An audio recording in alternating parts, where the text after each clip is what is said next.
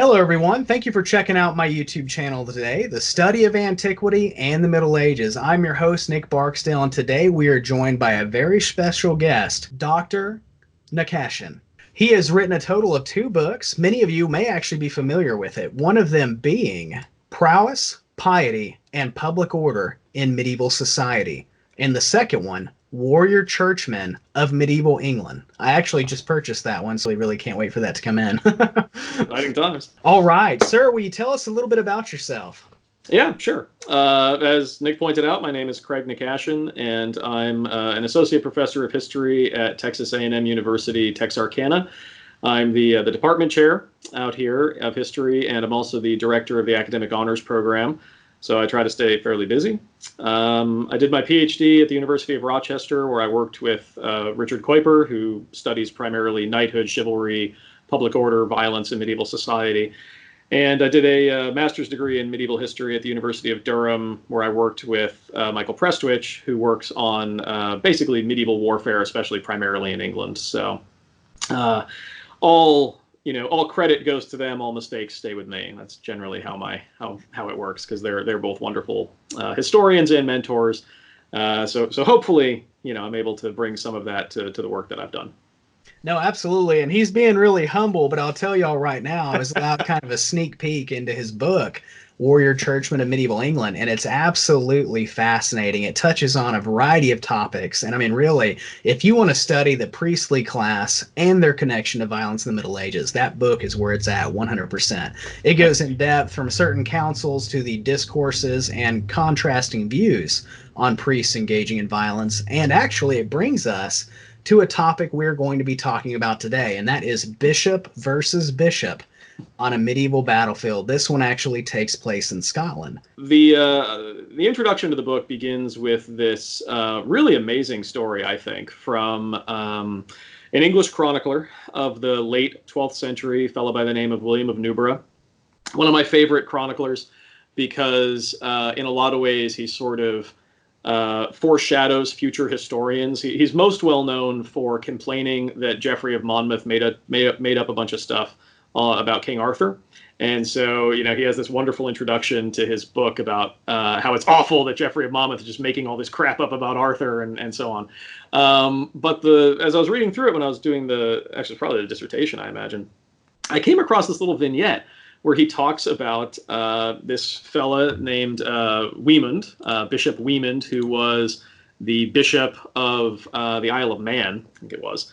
And he's the only one who talks about this. This is the only one who records this little anecdote where Weiman goes up to Scotland. He is made the bishop, and he decides somehow that he is being essentially cut out of the area, and that what we think happened was basically part of his diocese was being given to another bishop. And so he also is convinced that he's the son of one of the Earls of Moray, so he's entitled, to more. And so he basically puts together an army and starts, ravaging the countryside. According to William, King David of Scotland is like chasing him around with the Royal Army of Scotland, and he can't catch him. It's great. And which may or may not be true, but whatever. And that's not the question. It's how William imagines it that matters to me. So then he eventually gets into a battle with this other bishop, and William is very intentional, I think, about not naming the other bishop, which is really interesting. It might be Gilles Aldan, who was he was the bishop of Whitthorne, which was the diocese that was being carved out. But we're not sure, because William doesn't bother mentioning him. And he has this great little scene where I'll actually do a dramatic reading if you Yeah, absolutely. from the book, because I didn't bother to write the quote down elsewhere. You know, so it's on page 3 for those of you following along at home.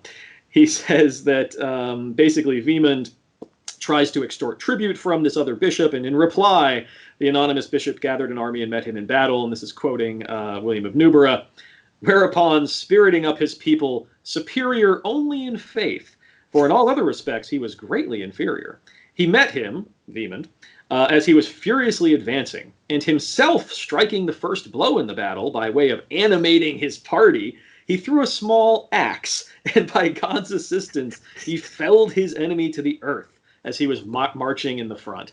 And I read that and I thought, well, that's a hell of a thing. I mean, you know, like William of Newburgh hates Weiman. Like Weiman is a villain. He's a as I think the Wikipedia entry sort of glosses him, he's a pirate bishop, which construction.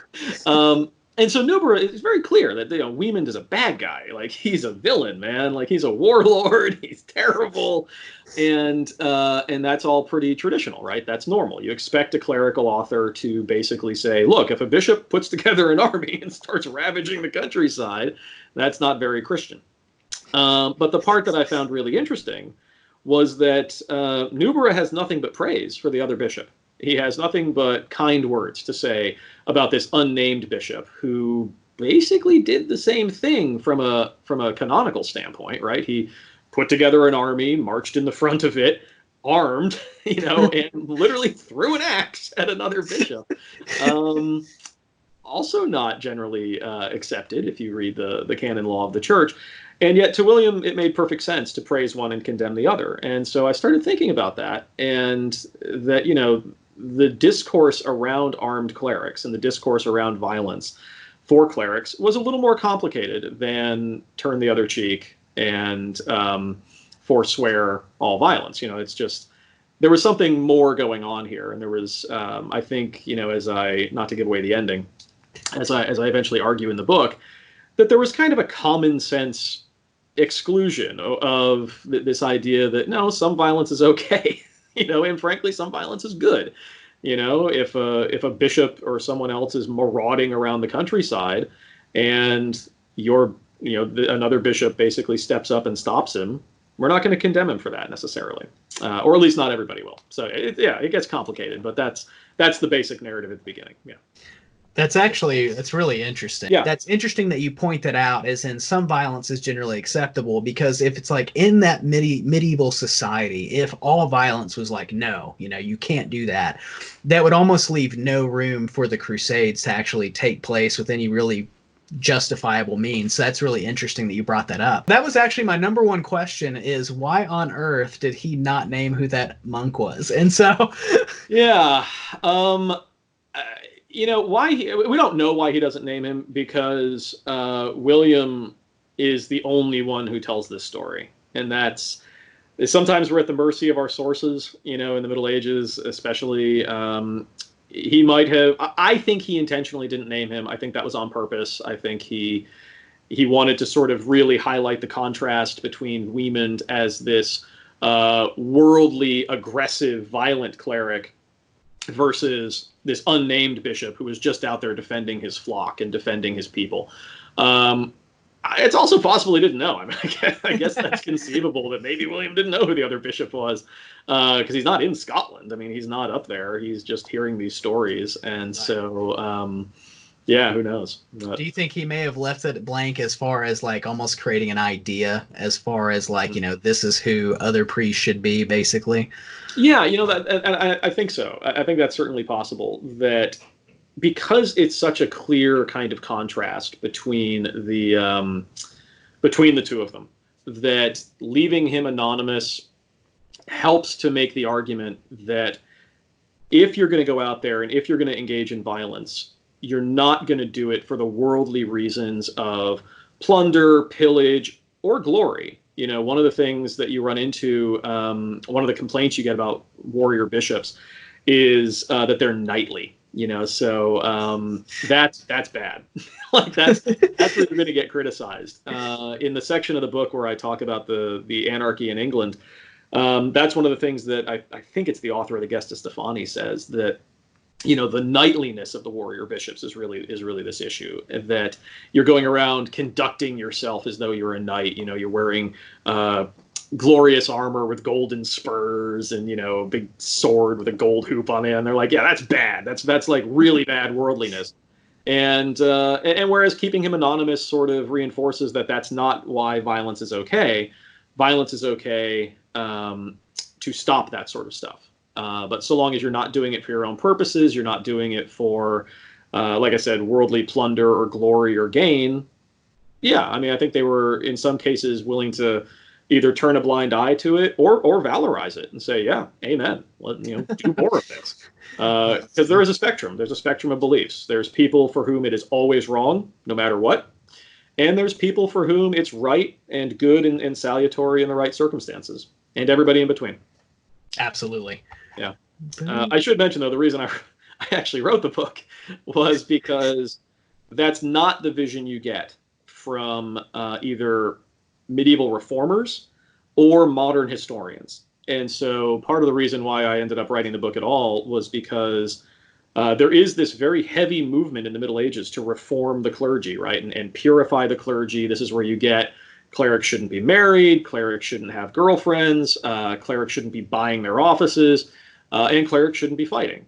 And I think modern historians, this is where I get criticized in the reviews of the book by modern historians, not surprisingly.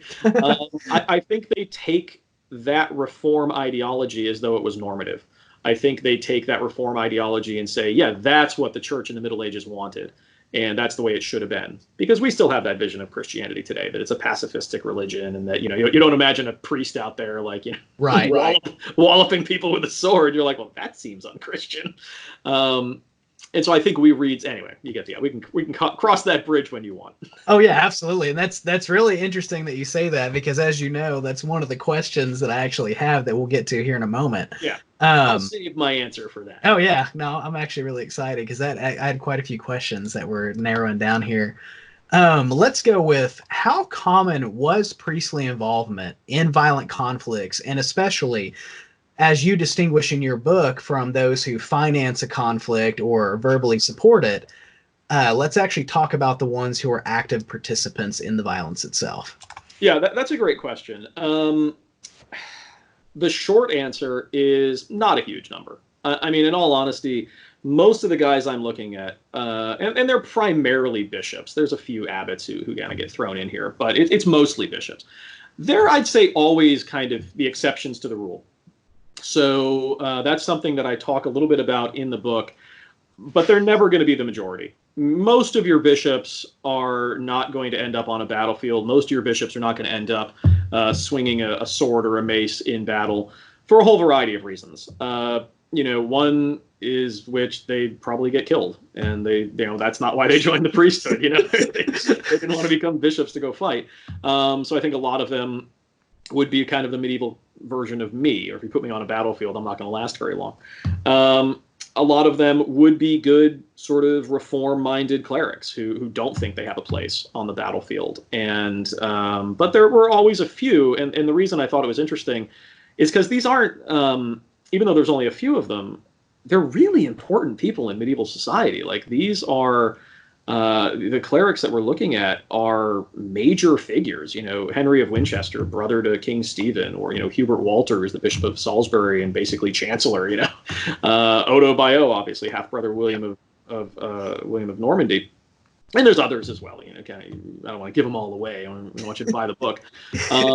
But these are important figures in medieval society, and we get mention of lesser figures as well. Priests. I think you mentioned in one of our correspondences, Anna Comnena writing in the Alexiad about the barbarous Latin priests who were out there fighting, and we know that there were priests and monks who fought, at the Battle of Hastings and stuff, and so there are a few, but definitely not the majority. No, the vast majority. Maybe not vast, but definitely the majority of clerics are not doing these things. And there's lots of reasons why. But the ones who are usually pretty important folks, which I think is interesting. No, that is very, very interesting. And I think it's It's interesting if you watch a lot of cinema or TV shows, you're starting to see a different picture of the clergy in cinema. And I thought that was, I actually forgot to bring this up in my correspondence. That's fun.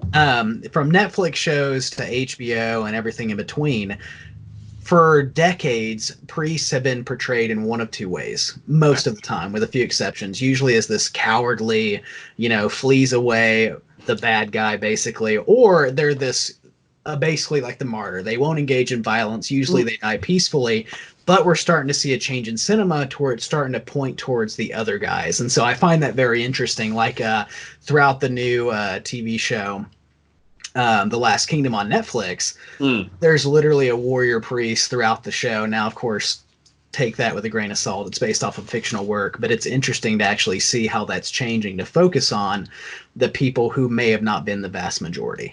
Yeah. That's an interesting point. Whenever I teach a course on film depictions of the Middle Ages, so obviously it's really a course about 20th century America and British cinema. But I think like we watch a film, Kingdom of Heaven, for instance, right? Ridley Scott's interesting interpretation of the Crusades, and the Patriarch of Jerusalem is just this horrible, horrible figure who's utterly cowardly. He basically is telling them they have to convert to Islam at the end to avoid dying, and it's an awful sort of depiction. So yeah, that definitely makes sense. I mean, there is one example, a long-standing example of the contrary sort of position, I guess, and that would be somebody like Friar Tuck, in the Robin Hood legends. Not someone I talk too much about in the book because those are much later. Robin Hood legends mostly 16th century and beyond, so I stay out of them. There is a whole chapter on medieval literature and literary examples. Archbishop Turpin of the Song of Roland, probably the best example. But that's also a different discussion. We can get into that. But somebody like Tuck, I guess, would be sort of the exception to that. This figure who just goes to town with a quarter staff or a side of mutton, I think, in the Errol Flynn version, which is entertaining. Yeah, that's interesting. I had actually completely forgotten all about Friar Tuck. So that's everybody forgets about him. It's been a long time. I mean, from the Kevin Costner movie to the cartoon, right. So it's and Tuck in the Costner film isn't as that's interesting because he's not really as violent. Like he obviously attacks Robin Hood, but if you go back and you watch the Errol Flynn version from 1938, that Friar Tuck literally has a sword on his belt. He's known as the most dangerous swordsman in England, and a little iron cap. It's fantastic. So if we want to talk about medievalism in the future, I would depictions of the Middle Ages in modern America. Yeah, amen. That would sound awesome. And I know you just scored huge with my subscribers because I'm pretty sure 80% of my subscriber base hate the movie Kingdom of Heaven. So I'm not gonna lie. If it's medieval, I'll watch it, and I may criticize it, but I kind of like them all. If that makes sense. I think that with a story like this involving these two bishops and reading about warrior bishops and clergymen, many of us would ponder, how does a priest go from "thou shalt not kill" to actively leading men into combat, and in many cases, actually taking human lives themselves? Obviously, these things did happen. So how does this play into the Middle Ages and theology? Ooh, I know. Yeah, I mean, that's sort of the question, isn't it? There's an extraordinarily long answer to that, and there's a slightly less long answer, and I guess I'll offer the slightly less long answer. Christianity had a long history of trying to reconcile itself to violence, right? That, and this isn't really my specific area of speciality, but if you go back and you look at the early writings of the church fathers and Christian authors prior to the 4th century, there's a whole argument about whether or not Christians could be violent, right? Whether or not Christians could be in the Roman military, whether Christians could shed blood at all. Christians, not even clerics at this point. And once Christianity becomes the official religion of the Roman Empire and it becomes an imperial religion, it's not really going to be effectively pacifistic anymore. I mean, it would be a very short-lived imperial religion if it practiced the idea that no one could ever shed blood. So it was much like the argument that they also had the same argument about whether or not Christians could be married because sex is polluting. And then Right. they realized that's going to hinder them from making more Christians. So they decided that had to go away too. But there was always this sort of conflict, as you point out, between how much can we engage with the dirty, nasty, polluting things of the world and still be okay enough over here to be Christians. So that's just this sort of background issue that they're dealing with. And then with the clergy specifically, yeah, there was always a concern that the more you got involved in the things of the world, the heavier your soul was going to be, the less you were going to be. And that goes right back to the New Testament, and violence was sort of one of the core things, they were like, that's a really problematic thing. But we may be overreading the sort of pacifistic tendency of that commandment of thou shalt not kill, right? I'm not a scholar of Hebrew or anything, but I know that the ancient Israelites certainly weren't pacifists. Yeah, that's true. So I've heard it interpreted that really means more thou shalt not kill illicitly, or thou shalt not murder, or something like that. So that there was always this kind of, basic accommodation that sometimes taking a life was necessary. Now, that doesn't mean that clerics could do it, and the canon law of the church was always pretty clear on that clerics shouldn't be doing it. But there's already these kind of accommodations being made that sometimes killing is necessary. And so anyway, I'm drifting into the much longer answer. Sorry, I apologize. No, you're fine. I love it. But from the clerical standpoint specifically, there was also a growing division about what the role of a cleric in society was. And yes, there was this heavy invocation on the idea that clerics should be primarily concerned with things of the spirit. Their job was to basically, lead people to heaven and look out for their souls. I'm thinking, read St. Augustine's City of God. That's kind of what a lot of it's about.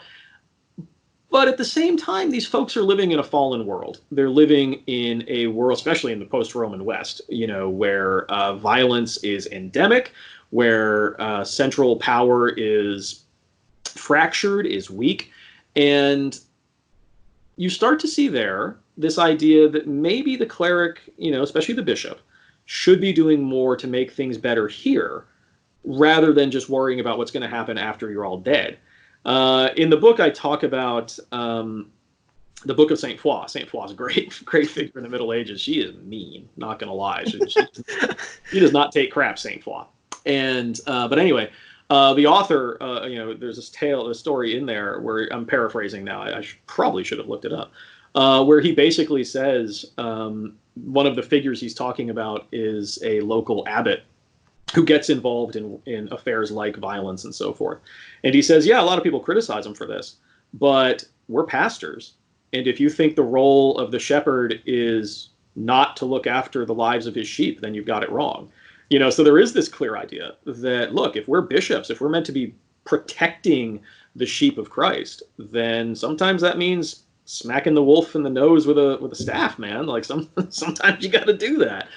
And you see an element of this even in the rise of the peace and truce of God sort of councils that are happening in France, beginning in the 10th century and moving up right up through the Council of Clermont, where Urban calls for the First Crusade. That's a peace council. So for a couple hundred years, 100 and plus years, where they're essentially saying, look, the church is going to have to regulate violence out of medieval society if possible. So, don't attack, women, don't attack clerics, don't attack peasants, don't steal from the poor. They're trying to regulate knightly violence and regional violence.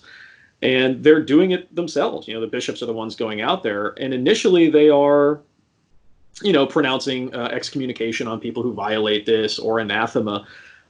But there is a great example that I talk about in, I think, chapter 2, I don't know, chapter 1 or 2, one of those first couple of chapters.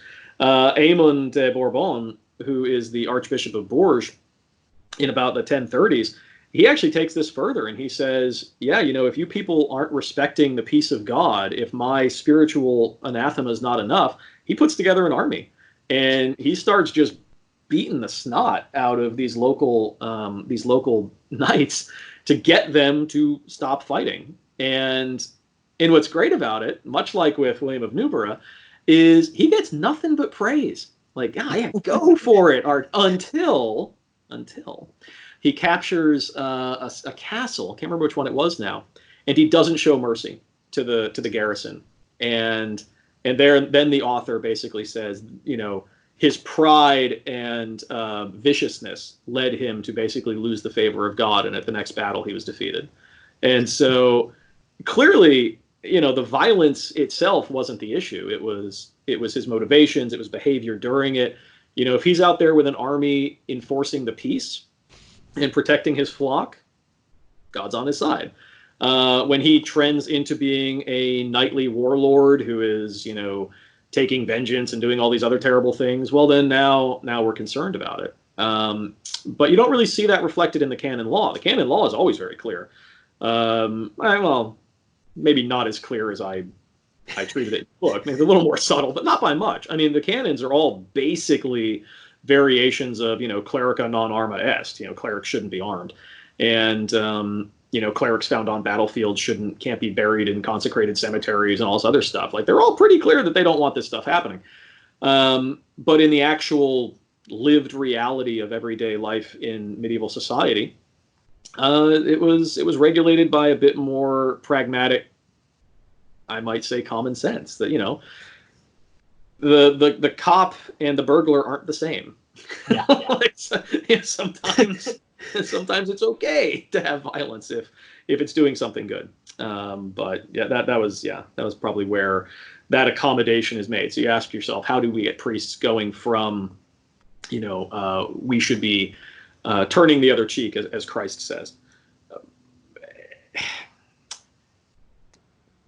I would say also they are really good at making parsed, logical kind of accommodation. So, great example. One of the pieces of the New Testament used to condemn clerics who are violent is from he who, I guess it's from the Garden of Gethsemane. He who lives by the sword dies by the sword, right? After Peter attacks the servant, cuts off his ear in one of the examples. And Christ says, put your sword away and put it into its sheath. And so some defenders of clerics being violent, or not being violent, but engaging in warfare, licit warfare, said, look, Christ told him to put it away. He didn't tell him to cast it aside. Those are two different things. He was telling him now is not the time for war. But Christ also said, sell all you own and buy 2 swords. He drove the lenders out of the temple. So it's like they have plenty of examples. And that's just, if they want to just stick with the New Testament, they want to go Old Testament. Obviously, one of their favorite books were the Maccabees. Maccabees 1 and 2, they're all about that. So there were plenty of examples of ideas where violence was, or warfare was okay. And there's a huge historiographical discourse behind things like just war and all that kind of stuff in the Middle Ages that I treat a little bit in the book, but it's not really one of my strengths. So I'm conversant with it, but they're consumed with these questions of when is war itself okay and all that other stuff. So long story short, for a cleric, to some people, provided they were fighting in the right way, they were not doing it for glory. They were not doing it for riches. They were not doing it for themselves. Provided they were fighting in a licit cause, generally that could mean fighting on behalf of the king, fighting on behalf of the legitimate ruler of the area. Then, that was very different than just going out and, being Bishop Weiman, right? Was very, very different. And so you do see it on the Crusades. It's a good example. Yeah. Guys like Hubert Walter, who is the Bishop of Salisbury on the Third Crusade, he gets nothing but praise. And he's out there, I think one of the authors, the author, I think maybe of the Itinerary of Richard I, says that his banner is the first one, through the through Acre, through the walls of Acre. And that he's doing manful work in the breach. And Richard I himself is even writing back to his mom, Eleanor of Aquitaine, being like, "This guy would be a great archbishop," And no one's complaining about it. They're not saying, "Oh God, this is terrible. This is very unchristian." No, look at him, go get him. So anyhow, yeah, the Crusades are a little bit of a different case, but not entirely. No, that's very true, and I think that's interesting because it's like you on the flip side, you have him telling them put the sword away, and before that, Jesus literally says, "If you do not own a sword, sell your cloak and buy one." And right. So it's almost like they're portraying it as if, as long as it's selfless violence, you're right. doing it to protect this group of people. Realistically, in many cases, if someone is raiding and stuff like that, you're going to have the local bigwigs who have their guys. They're going to go out and probably fight these guys anyway. And so it's almost like when the priest shows up, I can imagine the morale boost probably goes up quite a bit, because not only does every side now believe, well, obviously he's here, so God's on our side, we're going to win this thing. So you can only imagine the psychological effect that probably had on the lower class especially. Well, there's a great example of that specifically. In 1138, there's a battle in northern England called the Battle of the Standard. And a couple of the Hexham chroniclers, Richard of Hexham and John of Hexham, talk about this, where the leader of the royal force, because this is in the early parts of Stephen's reign, right before we get to the Civil War, he's off in Normandy still trying to continue being Duke of Normandy. And the Scots, as they do, invade northern England, and so the guy who rallies the northern defense is the Archbishop of York, Thurston. And he's an old guy by this point. He's an old, sickly old man, basically. But he's got the king's warrant. That's good. Which means he's the guy that has been deputized to essentially be the northern justiciar, I guess. And so, anyhow, the chroniclers talk about how he puts this army together of the northern barons, because he's the only one that they all trust, because they all hate each other. And so they all come together because it's Archbishop Thurston. He promises them that the priests of each diocese will lead their parishioners into battle behind the crosses of their churches. And on the battlefield itself, he erects a ship's mast, which is why it's called the Battle of the Standard. And I believe he has a consecrated host at the top of it. So they're literally fighting under the body of Christ. I might be getting the details wrong. But I mean, it's like, essentially, he is fighting a crusade against the Scots, where he's employing all of the visual nomenclature of crusading to fight the Scots. And he actually has one of his bishops, I think it's Ralph, the Bishop of Orkney, who basically gives a crusade sermon to the English army, as though the Scots are not Christian or something. And so from a morale standpoint, that has a huge amount to do with it. There was a book published in, I think, 2003 by David Bachrach called "Religion and the Conduct of War," and he does a great job talking about that. That that's kind of what he's really interested in, how religion supported how wars were fought and everything, and morale was a huge component of it. So if you want to, go read another one, that's a good one too. Oh yeah, I'm gonna have to add that to my list. I've actually heard that brought up multiple times at this point, so that just seals the deal. Religion and the Conduct of War. Yeah, I'm gonna have to get that. So question 10 is more of for the people out there who want a little bit more military information on the story we were talking about at the beginning. And so this is for you guys. You talk about how he incited his people to violence and led them in plundering the surrounding areas. He would avoid the Scottish king and with his little hit and run tactics. Yep. As you said, kind of supposedly making David kind of run all over Scotland. Do we know by chance where him and his men were probably seeking shelter? Were they using his bishopric or like? That's an interesting question, and I confess the short answer is I don't know. I mean, his base, as it were, would have been in the Isle of Skye, so it's, I assume, because he's up in the Isles, if you will. Right.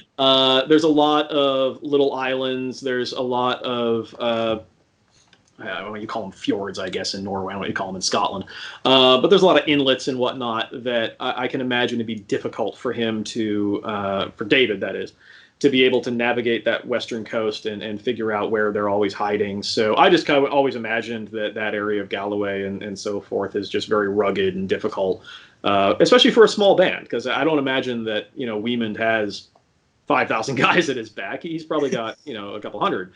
Right. And yeah, you can hide those guys if necessary. But as to specifically where, I don't entirely know. Yeah, William of Newburgh, the chronicler and teller of this story, as you point out, John Gillingham points out that he was generally opposed to clerics taking on active secular jurisdictions in violence because of the Third Lateran Council. Would you mind telling us a little bit about the Third Lateran Council and how it plays a role in this story? Yeah, sure. The Third Lateran was 1179, and it's a continuation of this general papal effort to reform the way the Roman Church essentially functions in the Middle Ages, in the 12th century specifically, I suppose.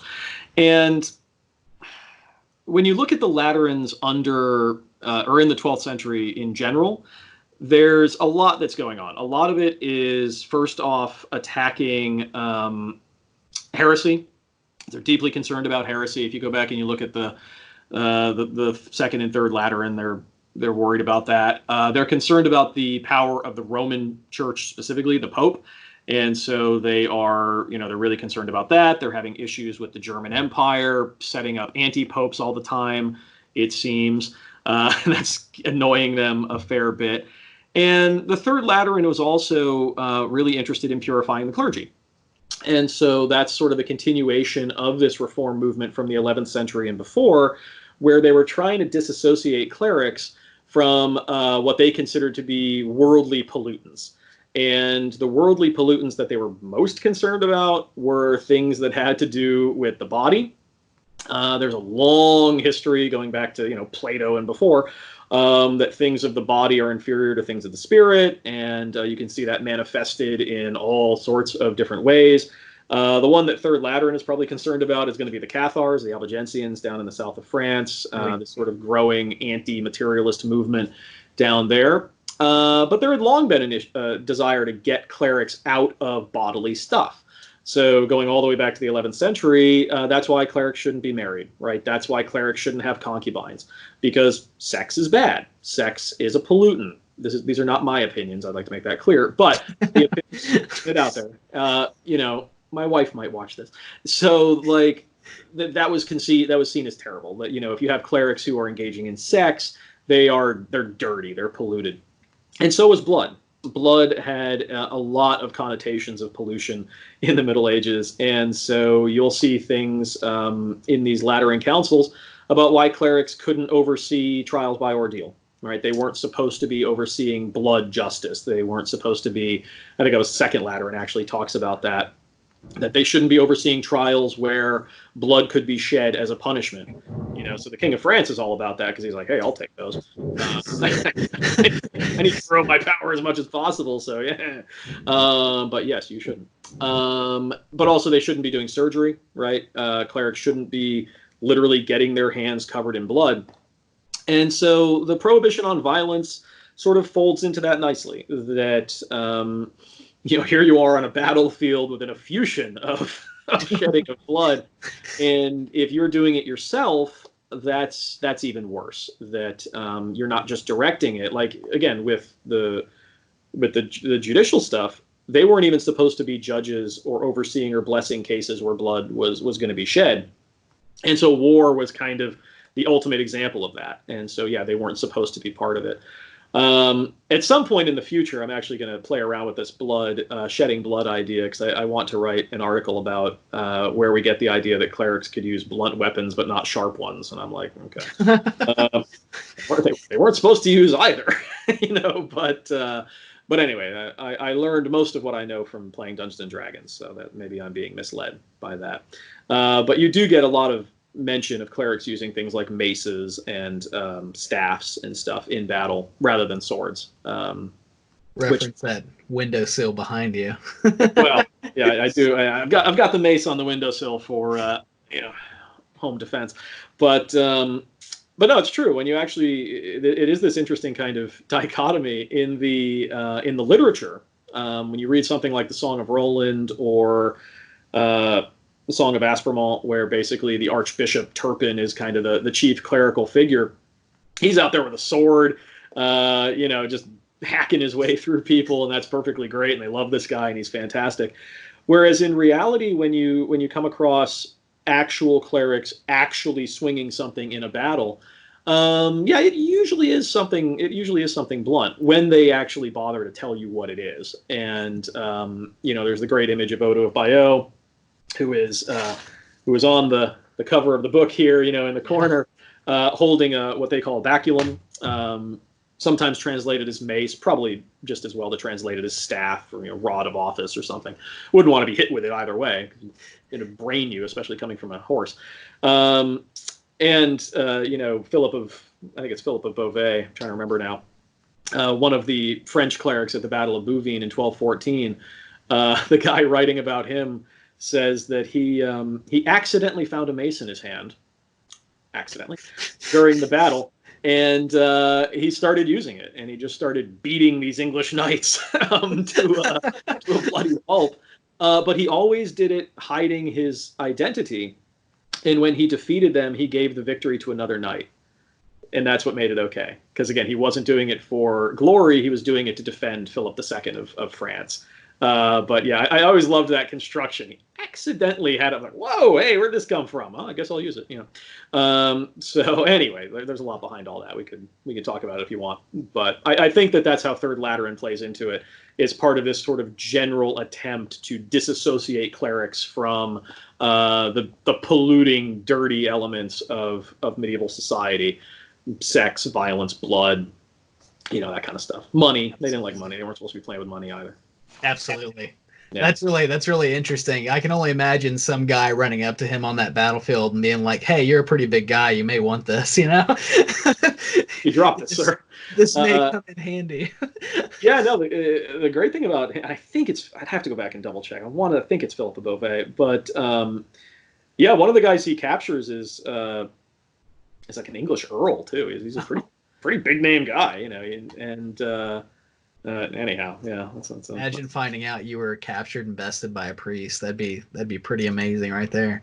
Well, there are discussions of that. Thomas Becket, before he becomes Canterbury, is quite renowned as a jouster, as a warrior, and I think that's when he's in. I think that's when he's in minor orders. I don't know that he's even a priest at that point. But that is, to get back to the question you asked before about how many of these guys do these things, I think that actually plays a role, that I'm looking at English clerics specifically. So when we say how many clerics are involved in warfare, part of it's just timing. Usually you became a bishop when you were fairly old, and there might not be a war happening anywhere near you. You're hanging out in your diocese. So part of it's just accidental. Is there even the opportunity for violence? The other part of it is using weapons isn't all that easy. You have to be in pretty good shape. You have to know what you're doing. If you're a dude in your mid-50s who's hanging out in, Worcester or something, you might not feel all that comfortable strapping on a hand and a half sword and putting on armor and being like, I'm going to war. It's like, no, probably a terrible decision right there. So there is a self-selected element to it. It's bad enough. I look at my colleagues who are my age and go out and play in like soccer leagues every week. And I'm like, I don't even know how you do that. I can't, I'm barely ambling here and you're running about. Stop it. So in the Middle Ages, I think that plays into it as well. That, being a general on the battlefield, that's a little bit different, staying in the back, though, medieval battlefields are pretty fluid things. So you have to be ready. But it's just a lot of these guys probably don't even necessarily know what they're doing. If you're just looking at the general bishops of England at any given time, a few of them may know their way around a weapon, but most of them are going to be basically the equivalent of academics. Yeah. No offense to people like me, but not known for our prowess at fisticuffs generally. It's all right. There is nothing wrong with that. We say the pen is mightier than the sword, so. Well, to an extent. Castiglione had a great comment about that in his Book of the Courtier from the early 16th century, where he says that exact thing, that a guy basically says to him that the pen is essentially mightier than the sword. And he said, well, I'll tell you what, your champion can bring a pen and my champion can bring a sword, and we'll see who wins. Right. I know, it's so true. It's like, the guy with, it's always like an ironic thing. It's like the guy with the pen can write a book that causes a bunch of guys to go kill Right. those guys. And then the guy with the sword can always kill him while he's writing the book. So, Yeah. Although in Grosse Point Blank, John Cusack shows what you can do with a pen. So that is always two sides. That's what I think. Back to this. Yeah. So you have this villainous bishop, and he basically lays claims to nobility and all the trappings that would come with it. And that really leads me to ponder, as I'm sure a lot of my viewers will as well, is when one goes into the medieval church, we're kind of given this image that to become a priest, you're supposed to, give up your worldly possessions and your claims to this worldly life, and, so on and so forth. And that's all good in theory. But how did he think he could somehow circumnavigate this view? Yeah. Well, being a priest is different than being a monk, I suppose. Yeah. Monks, they were supposed to live this ascetic life of no worldliness or no worldly, enjoyment. And there is a heavy introduction of monastic ideology into the priesthood in the 11th and 12th centuries, actually, which is why a lot of this stuff is happening, or there's reactions against it. So there was this idea that certainly, priests should not be overwhelmingly ostentatious or showy or anything like that. On the other hand, he's a bishop. He's not some bog standard kind of parish priest. He's a bishop. Right. And bishops were glorious figures in the Middle Ages. At least many of them still were. Like I said, there is this sort of, Cluniac and then later Cistercian influence from the monastic side of things telling them that, hey, they really shouldn't be. But a lot of people, that's who they were. They were incredibly wealthy. Their estates made huge amounts of money. They were attending at the king's court. And so I think it was easy for a lot of them to at least take on the trappings of being a wealthy member of medieval society and still not see it as incongruous with their role as a spiritual leader. In terms of I'm thinking back to John of Moscus, who writes in The Spiritual Meadow. He's a Greek author, actually, in the first millennia. I think he writes it around the 7th century, where he engages that question directly, and he tells a great story about a monk who is living a very dissolute lifestyle, and he dies, and his abbot is really unhappy, so he prays for a vision of what happened to this monk's soul, and Christ, grants it, and he sees the monk, and the monk is standing up to his neck in a river of fire, in agony, and the abbot, probably a man after my own heart's like, well, here's a good opportunity for me to tell you I told you so. And he says to this dead monk, I told you, I told you not to live a dissolute lifestyle. And the monk says to him, he says, well, yeah, I understand that, Father, but, it's not, because of your prayers, it's not so bad. At least my head is out of the fire because I'm standing on the shoulders of a bishop. Ooh, yeah. And so there was always that idea, certainly, not always, but a lot of people had that idea that being a bishop basically meant you really couldn't deny the worldly trappings. And yes, you should, but come on, so I don't think Weiman would be seen as that much of an incongruity. Were he a monk? Yes. I mean, he was a monk originally, but once he became a bishop, no, I think there was a decent amount of accommodation made in medieval society that bishops were these kind of dualistic figures, and they didn't necessarily like it. I haven't come across too many examples of the worldly trappings of a bishop being seen as good, like you do with the violence. Sometimes it's good that they're fighting. I've not come across too many examples of a monastic chronicler, because that is usually who's writing these things, or monks, saying, "Man, he had this great ermine robe; it was gorgeous." No, it was none of that. But sometimes it was more of kind of a, "What are you going to do? You know, they're bishops. How much do you expect out of one of them anyway?" But that, I guess, would be my answer on that. That it wouldn't necessarily be seen as out of character for a bishop to do these things, even if it weren't good, like just in terms of the wealth and the trappings. But you're right. You know, you weren't supposed to necessarily join the priesthood to get rich. But the bishopric is, you know, the episcopal level. That's different, man. Like those are like big name guys, versus your just, you know, standard parish priest. But even your parishes, your priests are doing pretty well. You mentioned that William praises Bishop Walter of Salisbury, himself being an active warrior bishop and Chancellor of England. Newburgh's praise of Hubert is incongruous, or however in the world you say that, based on the general ideology that clerics should not be interested in secular activities. But as will be seen in this book that you point out, simply engaging in military activities was not the same as being secular or worldly, provided a cleric did so for salutary reasons. Would you give us an example of what those salutary reasons would be? Sure. And the incongruity for Newbur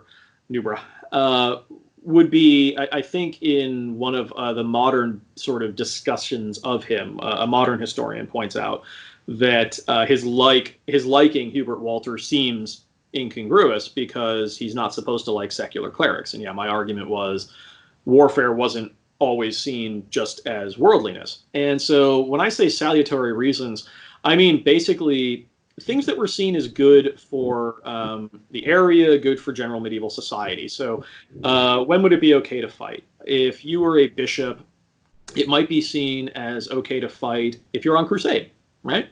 Crusades were seen as basically legitimate sort of expressions of violence and warfare. So usually clerics who are getting themselves in the thick and tumble on crusade get better press, if you will. Fighting, as I think I said earlier, fighting on behalf of the king was usually seen as kind of a good thing to do, and or at least a much more legitimate expression of power. So there's usually going to be a pretty stark distinction between a cleric who is aligning himself with what is seen as a legitimate authority versus one who is attacking it. So I'll give a good example from England. Makes sense, because what I wrote about. In the late 11th century, you get a couple of attempts to put Duke Robert of Normandy on the throne. And, because William I basically can't stand his oldest son. And so he keeps cutting him out of, he cuts him out of the succession in 1087 when he dies. So you get William II instead, his younger brother.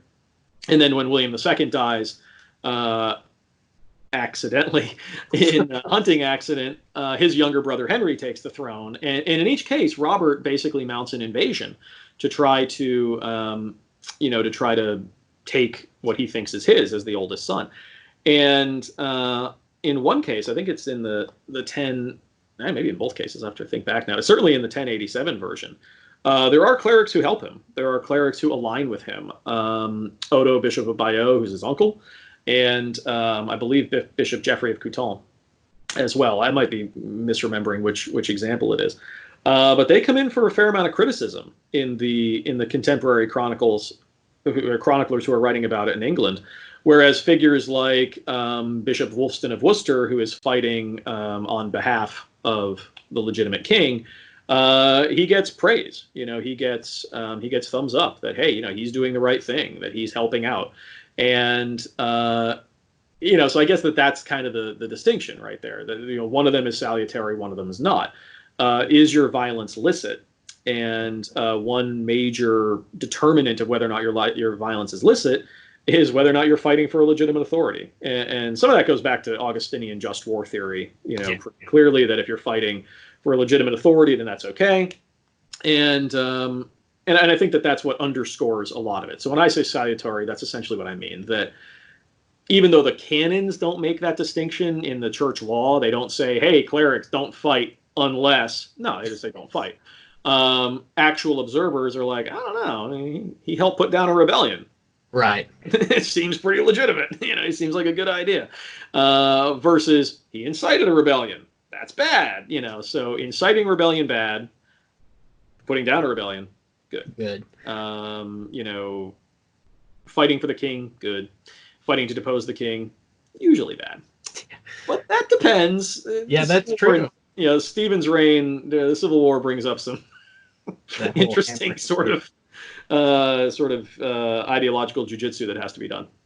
But and then, like I said, crusade is a good example. Defending your flock, if you're defending your area against raids, like Wolston does that in 1075, I think. There's a rebellion in England, and he basically defends Worcester, and he gets really, really good praise for it.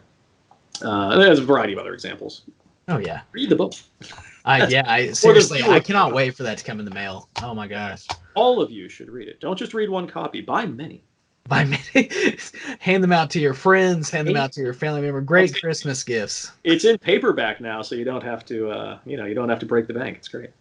That's true. So this is kind of a bonus question. As you brought up our past correspondence, the daughter of Byzantine Emperor Alexius I famously remarks that, on the relative barbarity of Latin clerics who fought and prayed simultaneously. Would I be correct in assuming that in the Byzantine Empire, priests participating in such matters was not exactly common?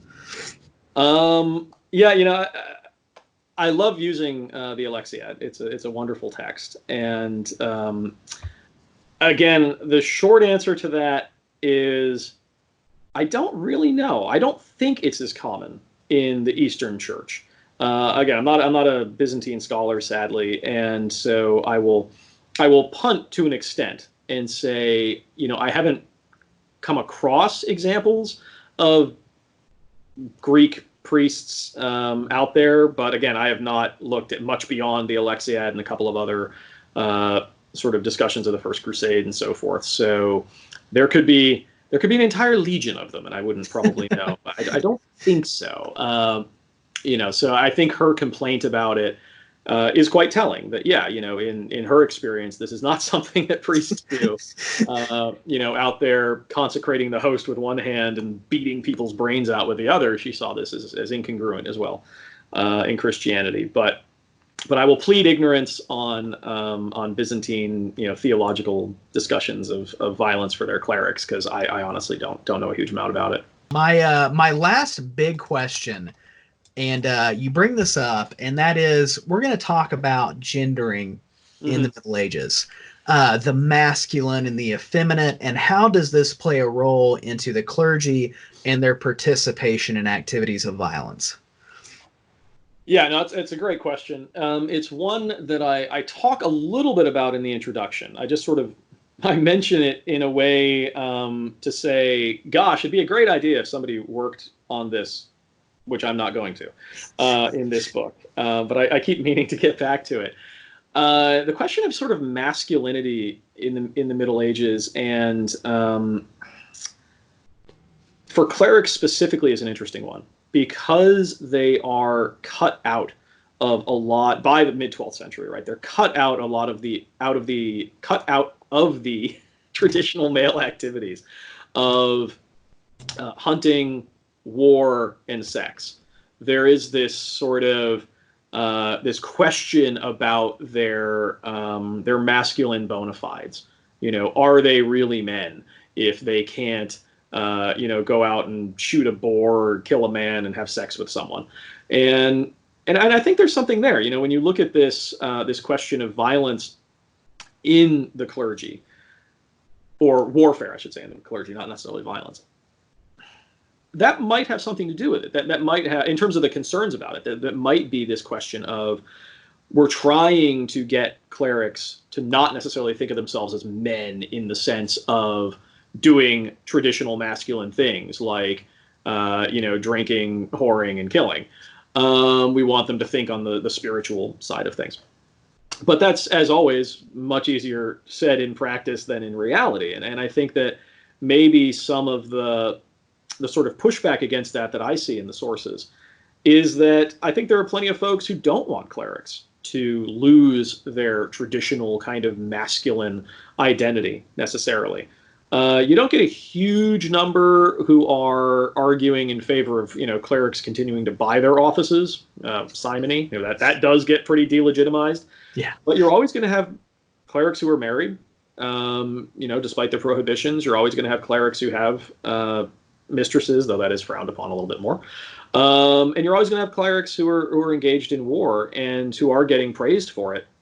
So I did wonder, and I didn't expand it too much in the book itself, how much of that is an expression of a desire for a greater muscular, masculine element to the clergy? Is there an undercurrent among clerical or among observers to say, hey, I want my priests to be able to mix some stuff up. I want them to be able to hold their own. And so again, that's something that I actually, if I go back to this topic, it's something I'd like to really expand on because, as of right now, I just see sort of phantoms of it in the sources. One of the examples I use right at the end of the book is from the Battle of Falkirk, which is in 1298, and the Bishop of Durham, Anthony Beck, is out there fighting for Edward I, and one of Edward's knights basically tells him,